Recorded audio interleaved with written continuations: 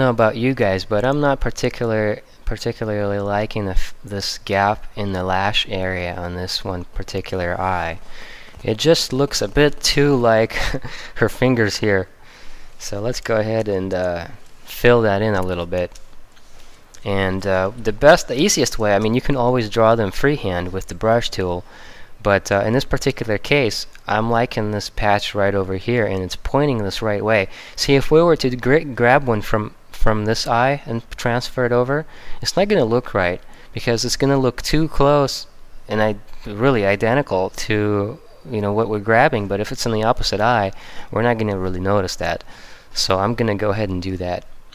And just make sure that it works great. I'm going to put it up on a separate layer. So I'm going to create a blank layer and then call it lash.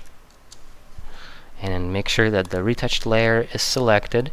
We're going to grab our clone stamp, make sure it's all the way up in opacity, get the size larger, and then grab that lash right about here. And then move over, make sure now you have that new lash layer selected. Move over this particular area, and there we go. We've got a nice lash, but as you can see, the color isn't exactly right. So we're going to zoom in a little bit further on this particular area, and we're going to delete away all the stuff we don't want. Make sure you got a nice soft brush going for your eraser tool.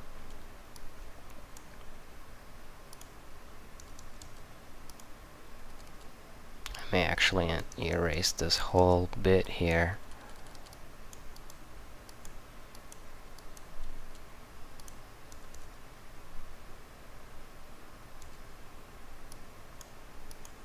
And there we go.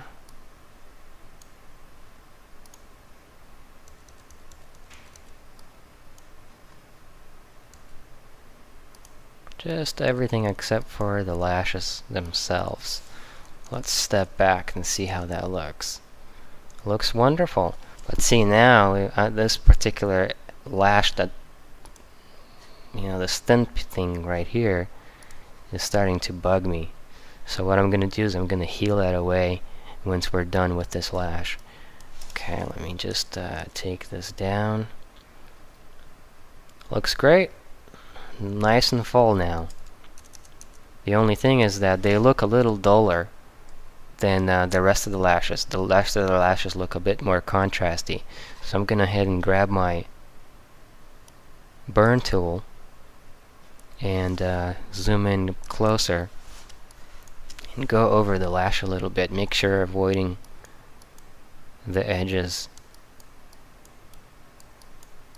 just to darken this guy up a little bit. May make sense to raise the exposure a little bit.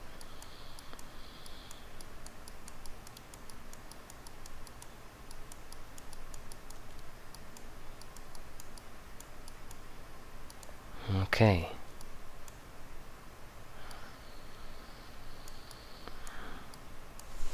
Let's see how that looks. It's a much better blend. The only thing is that it looks a little softer than the rest, just because the focus point was on this eye. So this eye is slightly soft, just because of the depth of field we were using. And I'm gonna go ahead and go up to the sharpen unsharp mask filter and sharpen that lash just enough so that way it matches nicely with the surrounding lashes. Let's see here. That's a bit much for it. Something around this lines should work great. Let's see how that looks as a blend. Perfect. Okay, so we know that this is the lash, and here's it without the lash, and here's with the lash. The eye looks nice and full now. Or at least I think it does. It looks much nicer than without the lash. It seems like there's a gap. But with that thing going, you can't really tell that it was cloned from this eye. But it's a wonderful match there. So let's go ahead and get rid of that little extra fly lash that I wanted to get rid of Let's use our healing brush. Make sure it's a nice small bristled brush.